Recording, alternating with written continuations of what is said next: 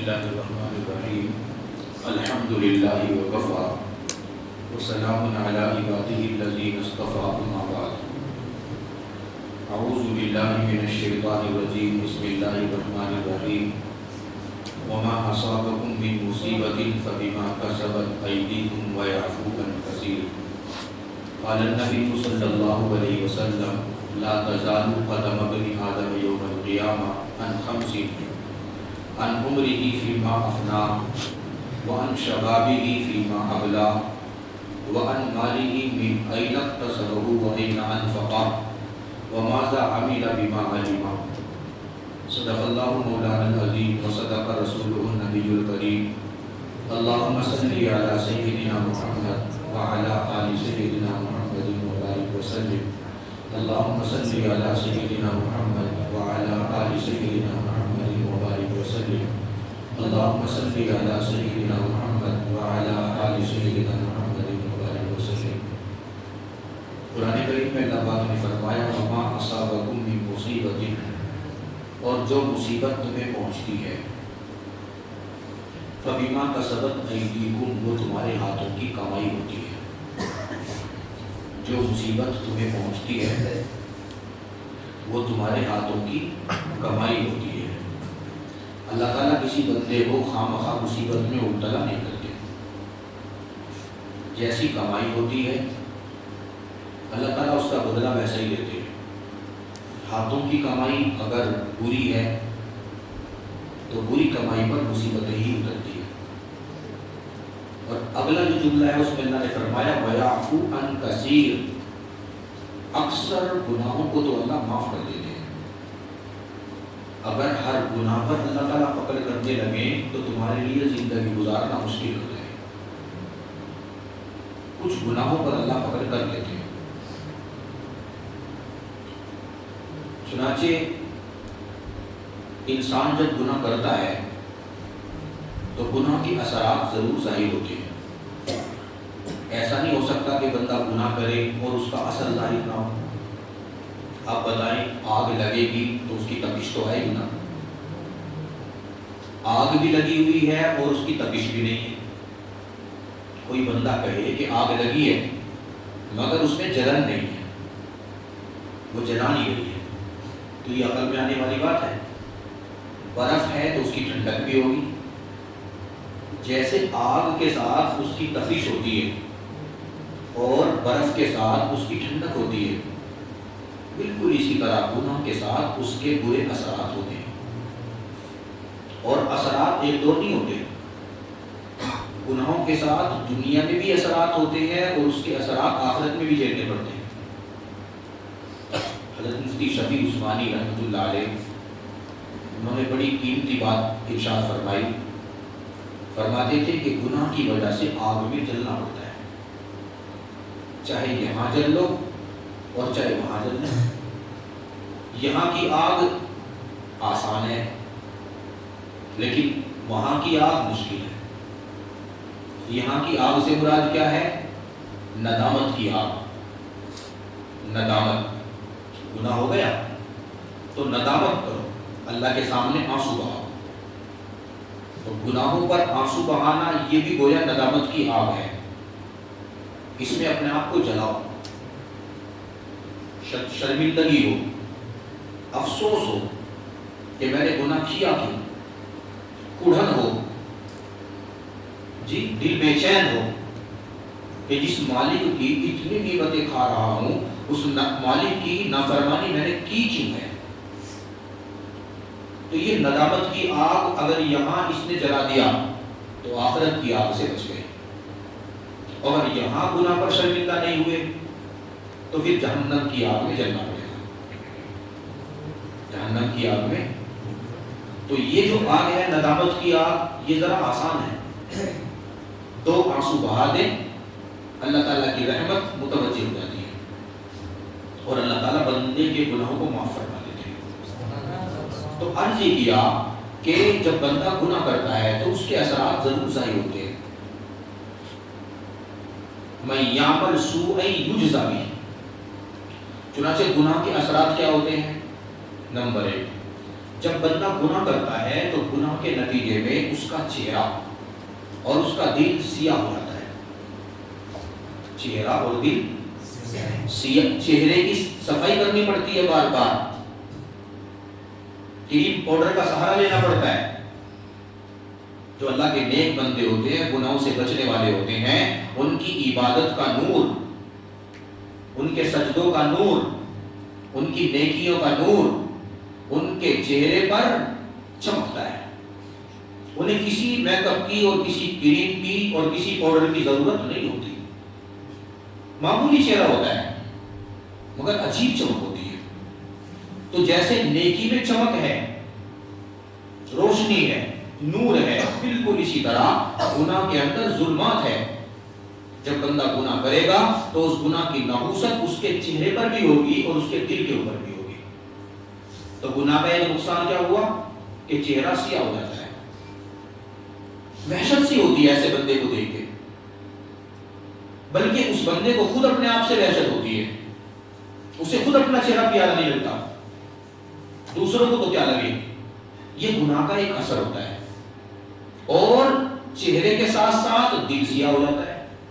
حدیث پاک میں فرمایا گیا کہ جب بندہ ایک گناہ کرتا ہے تو دل پر ایک سیاہ نقطہ لگ جاتا ہے, پھر دوسرا گناہ کرتا ہے, دوسرا سیاہ نقطہ لگتا ہے, پھر تیسرا کرتا ہے, تیسرا نقطہ لگتا ہے, حتیٰ کہ گناہ کرتے کرتے حالت یہ ہو جاتی ہے کہ اس کا دل بالکل سیاہ ہو جاتا ہے. الا ان فی الجسد مضغۃ اذا صلحت صلح الجسد كله واذا فسدت فسد الجسد كله الا وهي القلب. اور جب دل سیاہ ہو جاتا ہے, وہ اجڑ گیا, پھر اعضاء سے اعمال اچھے صادر نہیں ہوتے, چونکہ دل سردار ہے. جب سرداری بگڑ گیا تو ریا کیا کرے گی جی. جسم کے جو اعضاء ہیں یہ تو ریا ہیں, دل سردار ہے. اگر دل اجلا ہے, دل خوبصورت ہے, دل نورانی ہے, دل چمکدار ہے, تو پھر وہ اعضاء سے اچھے اچھے کام لیتا ہے.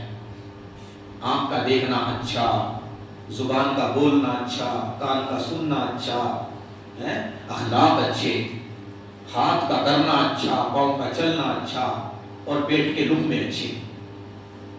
جب دل سنورتا ہے تو یہ سب کچھ اچھا ہوتا ہے.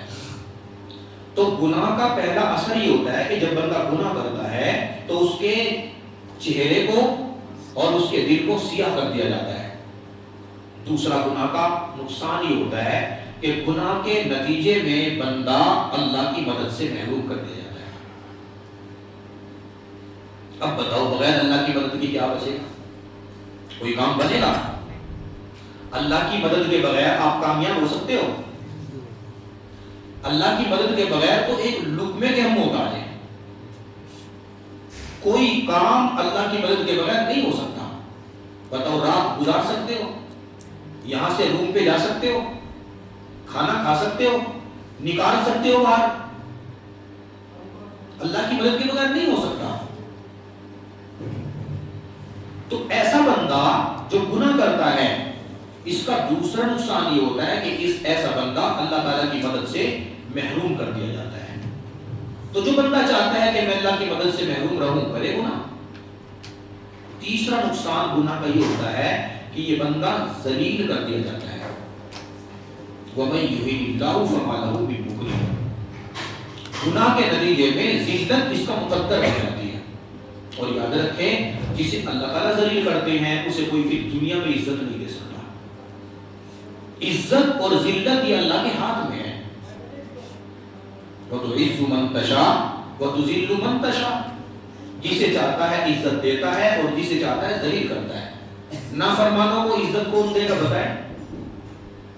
کوئی دیتا ہے؟ فرما برداری پر عزت ملتی ہے.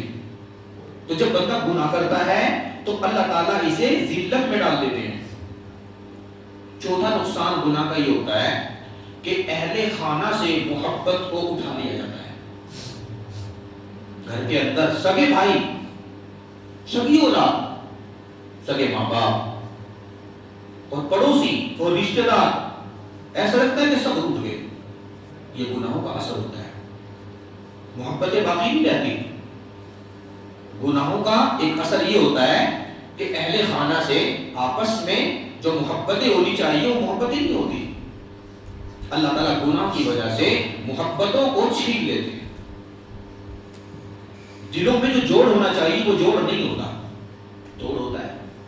پھر شکایتیں ہوتی ہیں، باپ کہتا ہے کہ بیٹا نہیں سنتا، بیٹا کہتا ہے کہ ابا پیار نہیں کرتے. یہ تو ہوتا ہے. بھائی کہتا ہے کہ میرا بھائی میری بات نہیں مانتا، دوسرا کہتا ہے میرا ادب نہیں کرتا. بیوی کہتی ہے کہ شوہر توجہ نہیں دیتا، شوہر کہتا ہے کہ بیوی خدمت نہیں کرتی. یہ اصل میں کیا ہے؟ اصل میں یہ اس گناہ کا اثر ہے جو ہم کر رہے ہیں، کہ ہم نے کر لیا اور ہم بھول گئے. ہم نے کر لیا اور ہم رات کے اندھیرے میں ہم نے گناہ کیا اور ہم نے یہ سوچ لیا کہ دنیا والوں نے نہیں دیکھا تو آسمان والے نے بھی نہیں دیکھا. اگر اللہ کا استعزاز ہوتا تو یہ وہ بتاتی کہ رات کے اندھیرے میں کسی نوجوان نے ایک خواتین کو چھو دیا، ایک خواتین کو چھو دیا، تو اس عورت نے ہاتھ لگاتے ہی کہا اے نوجوان کیا کر رہا ہے، اللہ سے ڈر. رات کے اندھیرے میں کوئی دیکھنے والا نہیں. اور اس نے ایسا تڑپ کے کہا، اللہ کا نام ایسا لیا کہ نوجوان کے جسم پر کب تک اتاری ہو گئی. اس اللہ سے ڈر جو رات کے اندھیرے میں بھی ایسا ہی دیکھتا ہے جیسا وہ دن کے اجالے میں دیکھتا ہے. رات کا اندھیرا رکاوٹ نہیں بنتا، ہمارے لیے تو اندھیرا رکاوٹ بنتا ہے. ہمارے لیے دوری رکاوٹ بنتی ہے. ہم قریب کا دیکھتے ہیں، دور کا نہیں دیکھتے. ہم روشنی میں دیکھتے ہیں، اندھیرے میں نہیں دیکھتے. آپ بتاؤ اللہ تعالیٰ دور سے دیکھتے ہیں کہ نہیں؟ اللہ تعالیٰ اندھیرے میں دیکھتے ہیں کہ نہیں؟ تو جس رب کی رات کے اندھیرے میں نافرمانی کی ہے تو وہ تو اثر تو مرتب ہوتا ہے نا. تو فرمایا کہ جب بندہ گناہ کرتا ہے تو اس کے اہل خانہ سے، اس کے دوستوں سے محبت کو اٹھا دیا جاتا ہے. آپس میں دوست، بظاہر دوست، مگر اندر سینہ ہے، ایک دوسرے کی ٹوہ میں لگے ہوئے ہیں. میاں بیوی جیسا پاکیزہ رشتہ اور ایک دوسرے کی ٹوہ میں لگے ہوئے ہیں. وہ اس کی کمیاں تلاش کرنے میں لگا ہے، وہ اس کی کمیاں تلاش کرنے میں لگا ہے. باپ کو دیکھو تو اولاد کی برائیاں بیان کر رہا ہے، اولاد کو دیکھو تو باپ کی برائیاں بیان کرنے میں لگا ہے. ایسا لگتا ہے جیسے سارے رشتے آپس میں روٹ گئے ہیں، بلکہ ٹوٹ گئے ہیں. یہ اس گناہ کا اثر ہے جو ہم کرتے ہیں. تو گناہ کا ایک اثر یہ ہوتا ہے کہ ہم کتنا بھی چھپ کے گناہ کر لیں، اللہ تعالیٰ چوٹی سزا یہ دیتے ہیں کہ اہل خانہ سے محبت کو اللہ تعالیٰ اٹھا دیتے ہیں. غور سے سن رہے ہو؟ 5ویں سزا گناہ پر یہ ملتی ہے کہ اللہ تعالیٰ رزق کو تنگ کر دیتے ہیں. روزی تنگ، لاکھوں کی کمائی ہے مگر ہاتھ میں نہیں. قرآن کریم میں اللہ نے فرمایا وَمَنْ أَعْرَضَ عَنْ ذِكْرِي فَإِنَّ لَهُ مَعِيشَةً ضَنْكًا. معیشت کو اللہ تعالیٰ تنگ کر دیتے ہیں، کیونکہ رزق کس کے پاس سے آنا ہے؟ کہاں سے آنا ہے؟ آسمان سے. اور آسمان تک کس کے ہاتھ پہنچتے ہیں؟ وَفِي السَّمَاءِ رِزْقُكُمْ وَمَا تُوعَدُونَ. کسان جو زمین سے کھود کے نکالتا ہے نا، اصل میں وہ زمین میں نہیں ہے، وہ رزق آسمان میں ہے. آسمان سے اللہ کے فرشتے زمین میں پہنچاتے ہیں اور پھر زمین کے اندر سے ہم نکالتے ہیں. تو جو بندہ گناہ کے راستے پر چلتا ہے اللہ تعالیٰ اس کے رزق کو ادھر ہی روک دیتے ہیں، تب ہو جاتا ہے.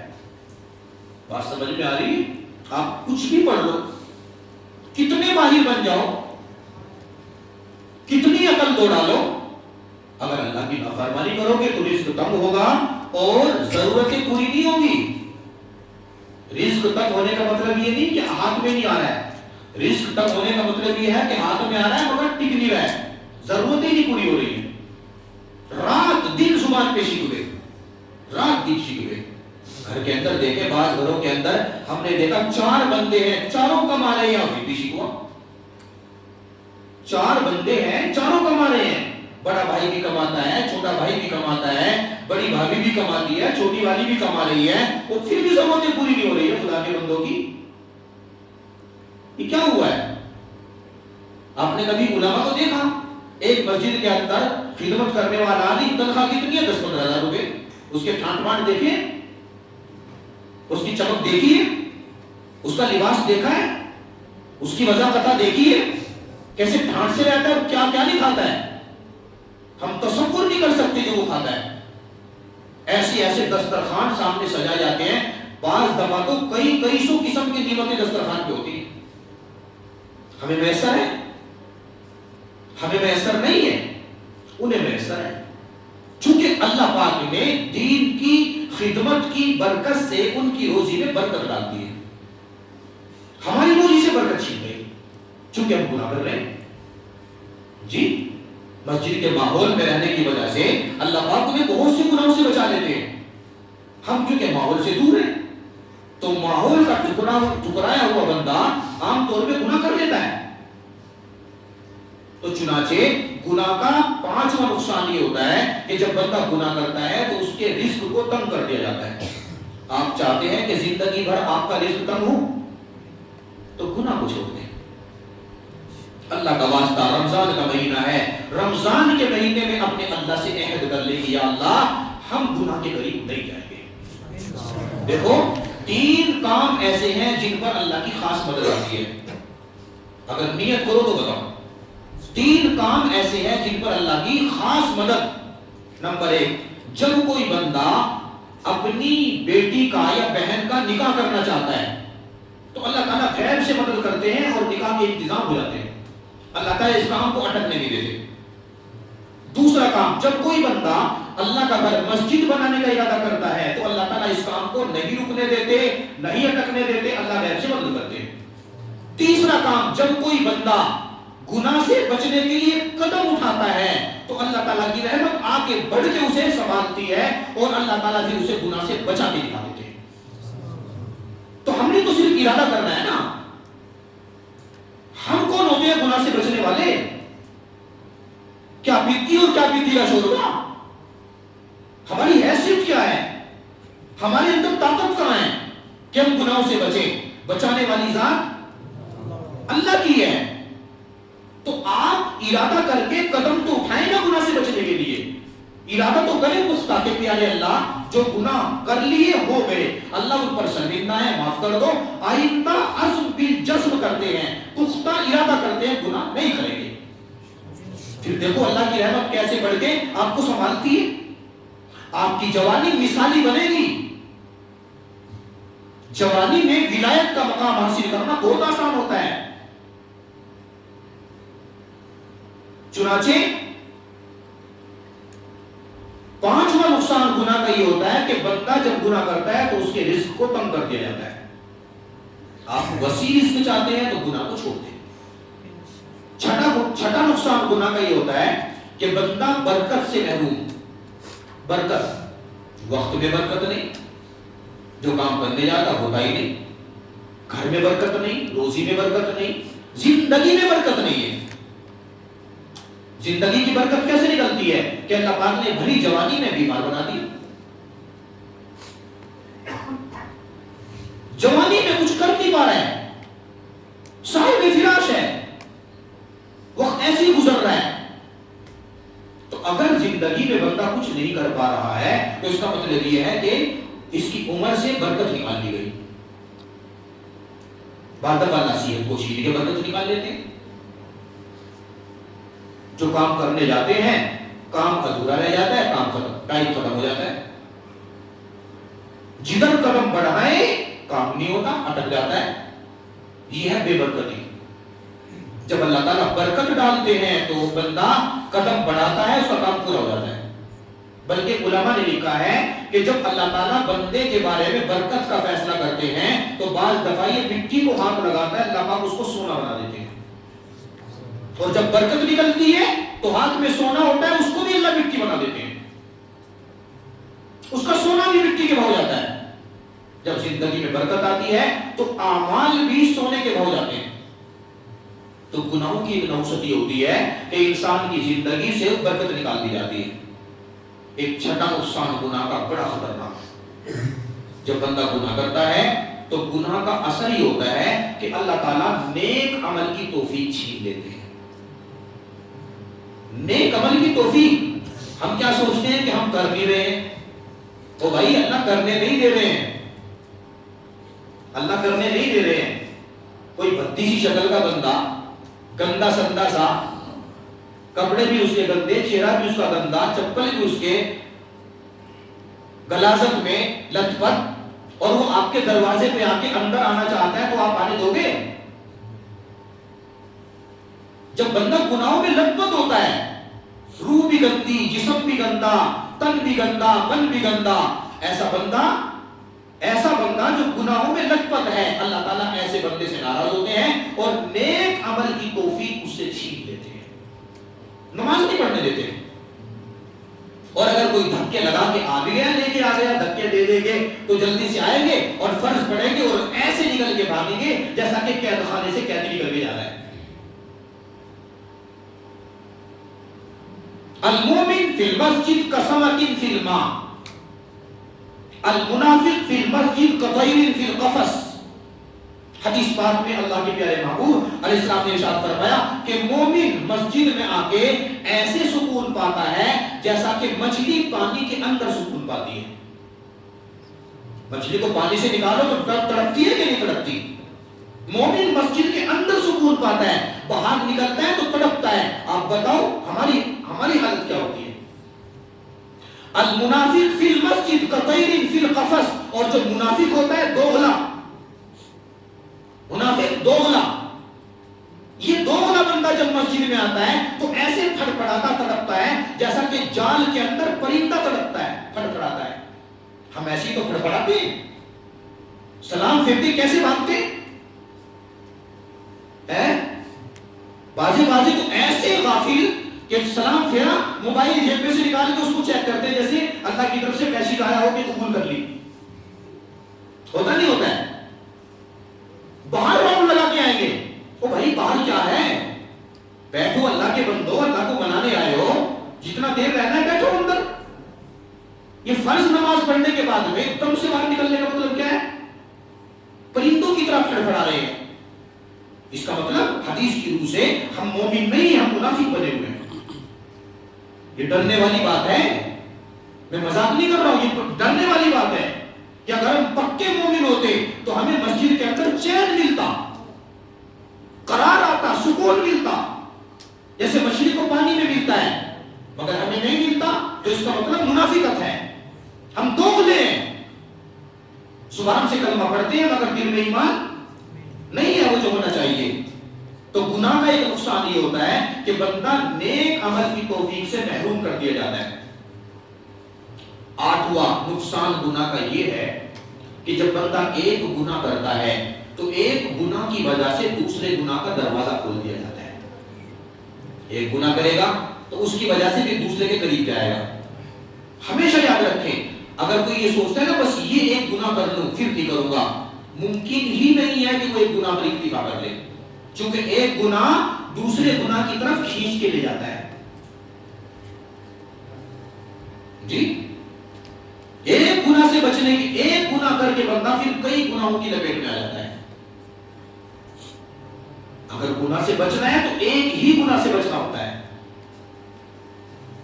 اسی طرح گناہ کا ایک نقصان یہ ہوتا ہے کہ انسان کی عمر کو گھٹا دیا جاتا ہے. عمر کے گھٹانے کے 2 طریقے ہوتے ہیں. علماء نے لکھا ہے کہ تقدیر 2 طرح کی ہوتی ہے، ایک تقدیر مبرم، ایک تقدیر معلّہ. تقدیر مبرم تو یہ ہوتی ہے اٹل تقدیر ہے، لکھ دیا اللہ پاک نے یہ ہونا ہے تو یہی ہوگا. معلّہ ہوتی ہے لٹکی ہوئی، یعنی کہ اگر یہ بندہ نیک ہوا تو اس کی عمر ہوگی 60 سال، اور اگر یہ بد ہوا، بدی کرے گا تو اس کی عمر ہوگی 40 سال. تو گنہگار بندے کی عمر گھٹا دی جاتی ہے. بعض علماء نے تو یہ لکھا ہے کہ عمر ہی گھٹ جاتی ہے کہ اگر نیک عمل کرے گا تو مہلت زیادہ ملے گی، زیادہ جیے گا. اور بعض نے کہا کہ نہیں، عمر نہیں گھٹتی، عمر تو جتنی طے ہے اتنی ہوتی ہے. لیکن اصل جو زندگی ہوتی ہے نا کچھ کرنے کے لیے، تو اللہ تعالیٰ اس کو کچھ کرنے نہیں دیتے. زندگی بس گزر رہی ہے بستر پہ، سالوں بیمار. آپ نے دیکھے ایسے نوجوان جو سالوں سے بیمار بستر پہ پڑے؟ بتاؤ ان کی زندگی میں سے صحت کو کس نے نکالا ہے؟ ان کو بیمار کس نے بنایا ہے؟ اچھا ہمارے اندر کوئی سرخاب کے پر ہے کہ ہم نے اللہ سے طے کروا لیا نہیں اللہ آپ نے ہمیں بیمار بیمار نہیں کرنا؟ کوئی ہے بندہ کہہ سکتا ہے؟ اللہ کی مرضی. ہم اگر صحت مند ہیں تو اللہ کی مرضی سے ہیں، اور جب اللہ چاہے گے بیمار بنا دیں گے. اور پھر اس صحت کا کوئی مطلب نہیں رہے گا کہ جب بندہ بیماروں کے بستر پہ پڑے گا. ابھی میں نے انشاءاللہ کل پرسوں آپ کو نوجوان کا بیماری کا واقعہ سنانا ہے، انشاءاللہ عبرت ملے گی. تو ایک اس کا نقصان یہ ہوتا ہے کہ بندے کی عمر کو گھٹا دیا جاتا ہے. 11واں نقصان گناہ کا یہ ہوتا ہے کہ بعض گناہوں کی وجہ سے بعض گناہوں پر اللہ کی، اس کے رسول کی اور فرشتوں کی لعنت برستی ہے.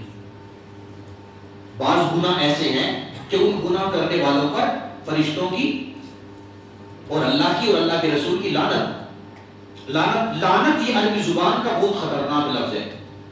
اللہ تعالیٰ ذلیل کر کے اسے اپنی رحمت سے دور کر دیتے ہیں. ذلیل کر کے اللہ تعالیٰ اسے اپنی رحمت سے، یہ بندہ محروم کر دیا گیا گناہوں کی وجہ سے، لعنت خداوندی کا مستحق بن جاتا ہے.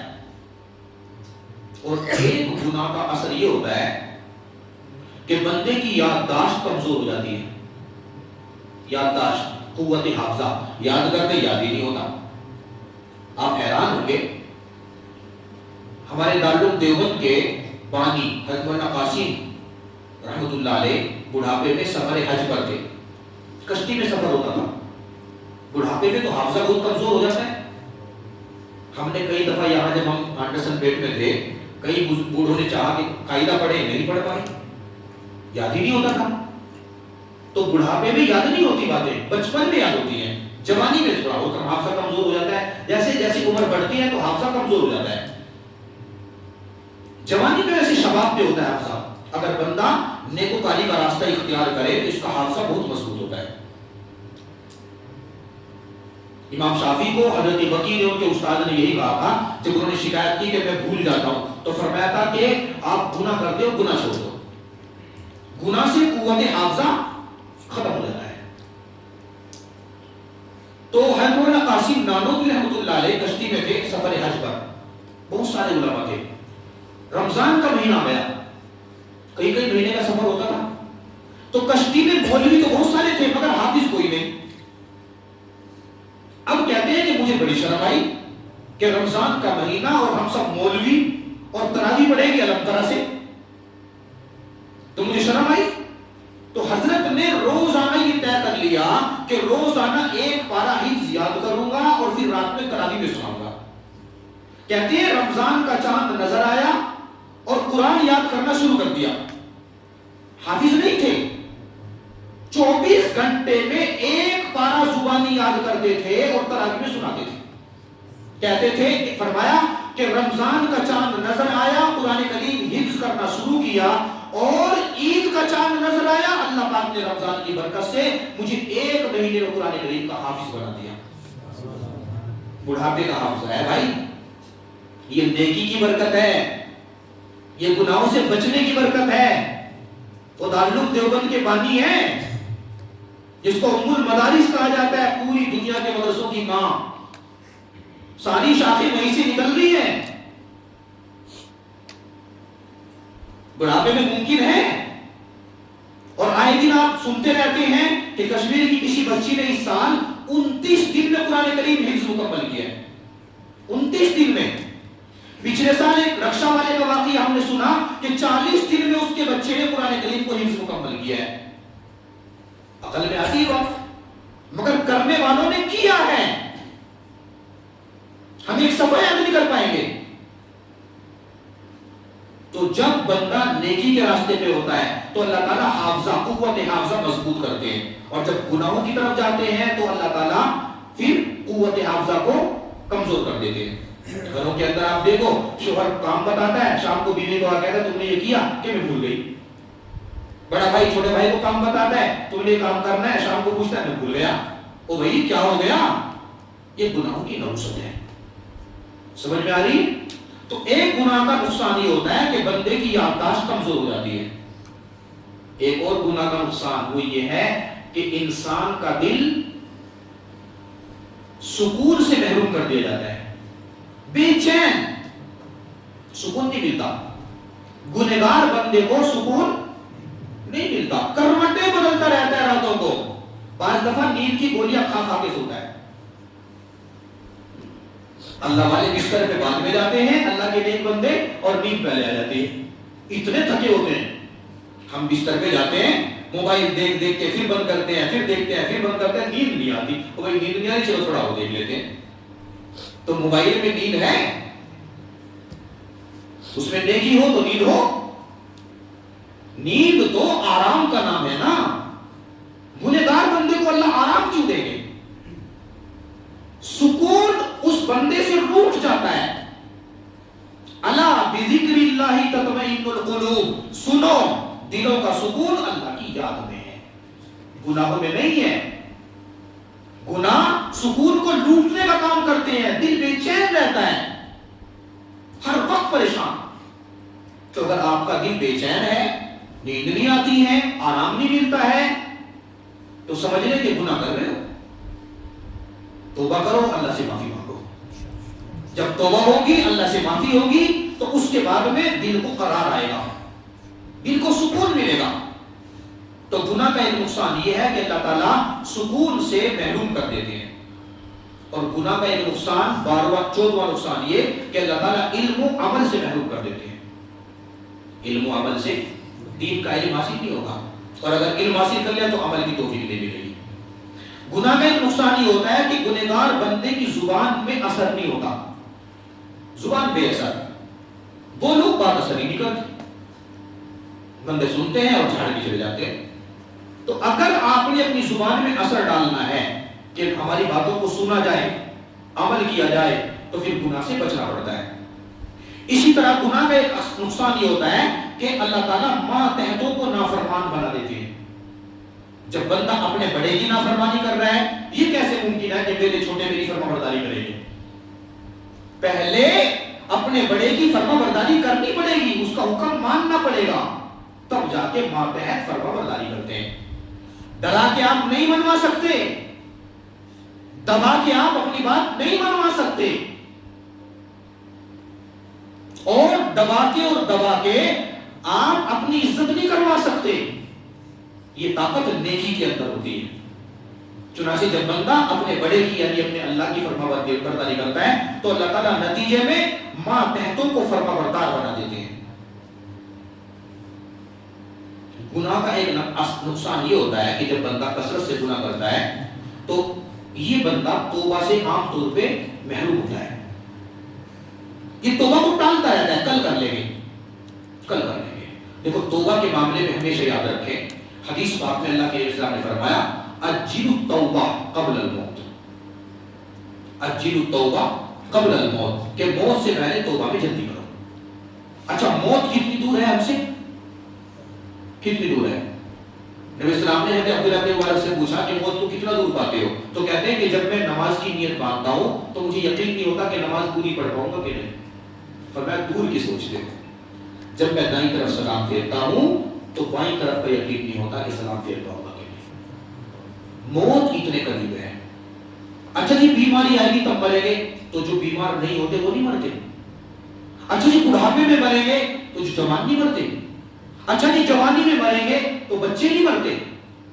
اچھا جی بستر پہ مریں گے اسپتال کے اندر تو گھروں کے اندر نہیں لوگ مرتے. اچھا جی مسجد میں بیٹھے ہیں, گھر جا کے مریں گے تو مسجد میں نہیں مرتے لوگ. راستے میں چلتے چلتے نہیں مرتے لوگ. کہاں موت نہیں آتی؟ دن میں, رات میں, صبح میں, شام میں, مجلس میں, خلوت میں, کہاں موت نہیں آتی؟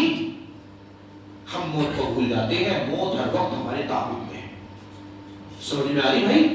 تو اس لیے توبہ کرنے میں تاخیر نہ کریں.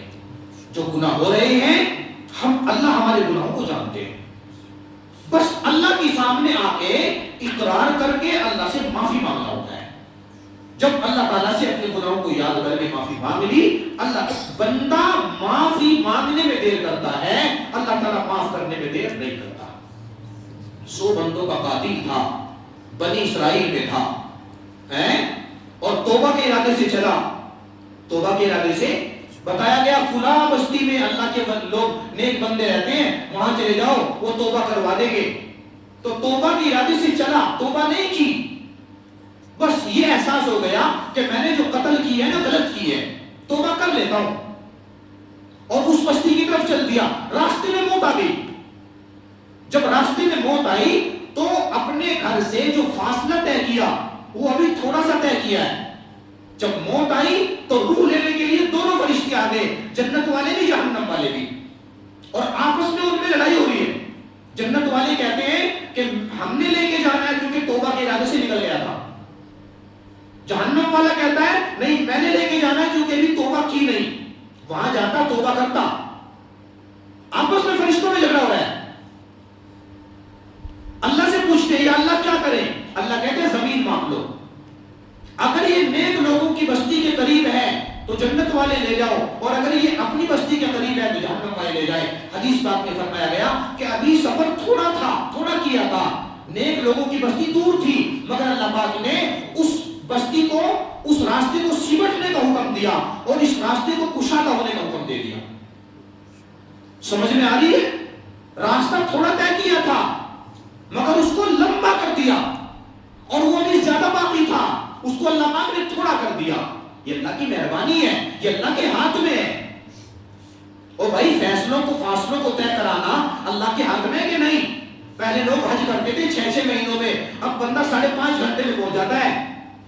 یہ عقل کس نے دی ہے؟ یہ فاصلے بندہ نہیں طے کروا رہے، اللہ کروا رہے ہیں۔ اگر اللہ جسمانی فاصلے کم کر سکتے ہیں تو اللہ تعالیٰ روحانی فاصلے بھی کم کرنے کا قادر ہے۔ چنانچہ راستہ سکوڑ دیا اور اس والے راستے کو کشادہ کر دیا، تو بھاگ کے دیکھا گیا تو نیک لوگوں کی بستی کے قریب پایا، لے کے چلے گئے۔ ایسا بندہ جو بنی اسرائیل کا ہے، 100 بندوں کا قاتل ہے، توبہ کے ارادے سے گھر سے چلا ہے اور اس بستی میں پہنچا بھی نہیں اور توبہ بھی کی بھی نہیں ہے، اللہ پاک نے صرف ارادہ کر کے چلنے پر اس کو معاف کر دیا۔ ہم تو اللہ کے پیارے محبوب حضرت محمد رسول اللہ صلی اللہ علیہ وسلم کے پیارے امتی ہیں، ہم تو اللہ کے گھر میں آئے بیٹھے ہیں، باوضو ہیں، قبلہ رو ہیں اور شرمندہ اپنے گناہوں پر۔ تو اگر ہم اللہ سے معافی مانگیں گے تو اللہ تعالیٰ ہمیں معاف کیوں نہیں کریں گے؟ ان سے بہتر وقت، اس سے بہتر وقت نہیں آئے گا۔ آخری اشرا چل گیا، نچوڑ ہے رمضان کا، جو غفلت کے 20 دن گزر گئے اس غفلت کو اللہ کے واسطے دور کر لیں۔ تکبیر اولیٰ کے ساتھ نماز پڑھیں، تکبیر اولیٰ کو چھوڑنا گناہ کبیرہ سمجھا کریں۔ سمجھ میں آ رہی بھائی؟ تکبیر اولیٰ کو چھوڑنا یہ گناہ کبیرہ سمجھیں۔ تکبیر اولیٰ کے ساتھ نماز پڑھا کریں اور نماز میں دل لگایا کریں، اور پوری نماز پڑھ کے تب مسجد سے اللہ کا شکر ادا کرتے ہوئے نکلا کریں کہ پیارے اللہ جیسے آپ نے اس نماز کی توفیق دی ہے، اللہ پاک جو اگلی نماز ہے اس کی بھی توفیق دے دینا۔ نکلنے سے پہلے اگلی نماز کا سوال کر کے نکلا کریں۔